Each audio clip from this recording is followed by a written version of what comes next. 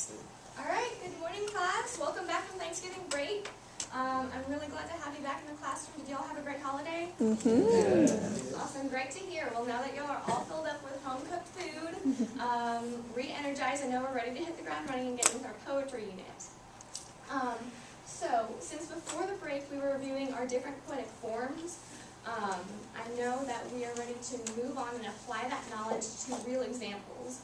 Works from some of the most impactful writers in history we're going to look at in these next few weeks. Starting from the most structured forms, like the sonnet for instance, to poems with no structure whatsoever. And it's going to be really neat because we're kind of going to see the evolution of poetry through history along the way. So, of course, we're starting with the most structured. We're going to begin with the sonnet. So which writer comes to mind when I first say the word sonnet? Shakespeare. Yeah, this guy. Awesome. So, hanging around English classes for a while, you kind of start to hear this myth that reading Shakespeare is really scary. Even some of these English teachers believe it, right? Maybe in past classes, your teachers have let you use tools like No Fear Shakespeare or Schmoop or SparkNote, some of these, to kind of help you understand his writing along the way. Maybe you'll have Shakespeare's writing on one side with all their these and thous and wherefores, and maybe modern American English on the next page, so it's a little easier to kind of get the gist of what's going on in those plays. Well, there's no fooling me. I know that you guys are 10th graders, I've seen what you can do, and you can't trick me into believing that we need these tools to actually understand what Shakespeare is trying to say. And looking at the real text, the original writing is so important when we're looking at poetry. In poetry, every single word counts, you guys. So to try to paraphrase something and put it into our own words, the heart of the poem would be lost in translation. So let's get started, because I know that you guys can show me your skills with Sonnet 65. This is one of my favorites. So to get us started, in front of each of you, you have a copy of the full sonnet, as well as a brief list of some of the most important AP rhetorical and literary devices. I said another scary word right there, right? AP. Well, you guys are 10th graders. So I know that next year you'll be signing up for either regular English or AP, but by the end of this year, I am positive. I already know that you guys are more than ready for the AP English workloads. So, prove it to me here. Let's get started with this first quatrain from Sonnet 65. And before we start looking at the details, can I have a volunteer just to read the entire sonnet for us? Courtney? I will read it. Thank you. Nice and loud for the whole class. Since brass nor stone nor earth nor boundless sea, but sad mortality sways their power, how with this rage shall beauty hold a plea, whose action is no stronger than a flower? Oh, how shall summer's honey breath hold out against the wrackful siege of battering days, when rocks impregnable are not so stout, nor gates of steel so strong, but time decays? O fearful meditation, where, alack, shall time's best jewel from time's chest lie hid? Or what strong hand can hold with his swift foot back? Or who his spoil of beauty can forbid? Oh, none, unless this miracle have might, that in black aim my love may still shine bright. Awesome. Thank you so much. So it's a little bit of a different writing than maybe we're used to reading every day. You know, it kind of gets stuck in our mouths sometimes. Shakespeare's a mouthful to recite out loud, but I know that we can unpack exactly what he's saying and even dive further and examine how he's saying what he is in this sonnet. So let's start with the first 4 lines. Since brass nor stone nor earth nor boundless sea, but sad mortality o'ersways their power, how with this rage shall beauty hold a plea, whose action is no stronger than a flower? So without even looking at the details here, just take these 4 lines as a whole. How does Shakespeare structure these 4 lines? What type of sentence did he just write?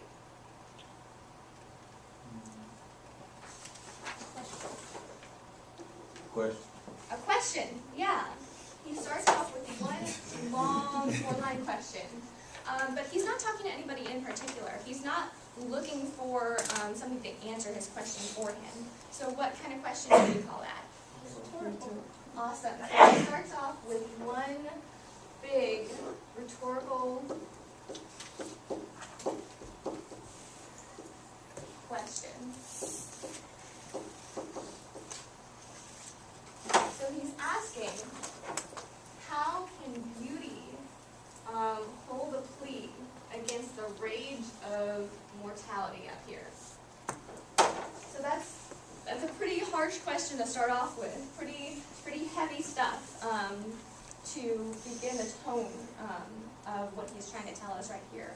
How can beauty possibly stand a chance against mortality, against death, against time? So let's dive a little bit deeper with just these 4 lines and take a quick look at some of these rhetorical devices that he's using here.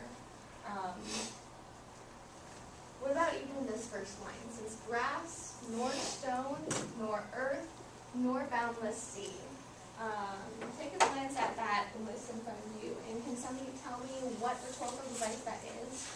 Because usually when we're making a list of something, we don't say nor, right? We separate things with just commas. Yeah, polysyndeton. Great job. So polysyndeton, the excessive use of conjunctions to separate items in a list like this. And what effect does that have in these first lines? He says, since grass, nor stone, nor earth, nor boundless sea. Why did Shakespeare choose, do you guys think, to add all of those extra conjunctions in there? It makes it Go. go No, with that. you. It makes it seem like the list could go on and on, but there's never going to be anything that is going to be able to fit into the list. Yeah, great observation. It makes the list so much longer, and he's really emphasizing that nothing, nothing of the earth can hold a candle to the power of the eternal, of mortality, of death, of time. So awesome observation right there. And how about in these next couple lines? We have one other major rhetorical device that I want us to notice here. But sad mortality o'ersways their power. How with this rage shall beauty hold a plea? We actually have a few rhetorical devices, but how about right here? Can mortality really be sad, or can beauty really plea against something else? Personification, awesome. Yeah, because he's giving human characteristics, human emotions to these intangible ideas. And what sort of effect does that have on the writing again? What sort of picture does that create in our minds as readers? It's just a much more vivid picture rather than if you leave the word, you don't give them human qualities. Right. He's creating a drama right in front of us here. Instead of just saying, oh, beauty doesn't last because we age and yada, yada. Shakespeare's creating this, it's almost a movie right in front of us. He's, creating this picture of raging mortality, sad mortality, this kind of monstrous character against, oh, poor little beauty here. He's trying to plea and beg for his life. All right. So because we are running a little bit short on time, we're going to actually skip to just this last couplet, and if we read the rest of the sonnet, Shakespeare just keeps asking these questions. Oh, how shall summer's honey breath hold out against the wrathful siege of battering days, when rocks impregnable are so stout, nor gates of steel so strong, but time decays. He's still just pondering these questions and these themes. And he's growing more fearful. Oh, fearful meditation. He addresses this meditation directly. And just really quickly, what literary device do we call that when we address an idea directly?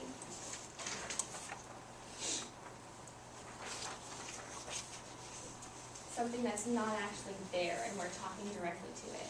Is it apostrophe? Apostrophe, awesome. Yeah, so he's crying out, wanting these thoughts to stop, but he just can't stop asking these questions. Where, alack, shall time's best rule from time's chest lie hid? Or what strong hand can hold his swift foot back? Or what spoil of beauty, or who his spoil of beauty can forbid? His questions are just getting more rapid, and he's kind of spinning out of control with this fear. All right, so with these last two lines, this last heroic couplet, this is the most important to look at in a Shakespearean sonnet because it's always Shakespeare's left hook every time. He creates this one perspective on his theme throughout the first 12 lines, because the sonnet is 14 lines, right? And then with these last two lines, the ones that really get stuck in your head because they both rhyme together, he really changes how we view what he's been talking about this whole time. So, can somebody read these out loud for me? Sure. Yeah. Oh, none unless this miracle have might, that in blind truth my love may still shine bright. Yeah. So the first thing that he does right here is he answers his own question, right? This last question that he asked, or who his spoil of beauty can forbid? None. Now that starts out sounding pretty hopeless still, right? Nobody can stop the time spoiling of beauty here, unless this miracle has might. And what is that miracle?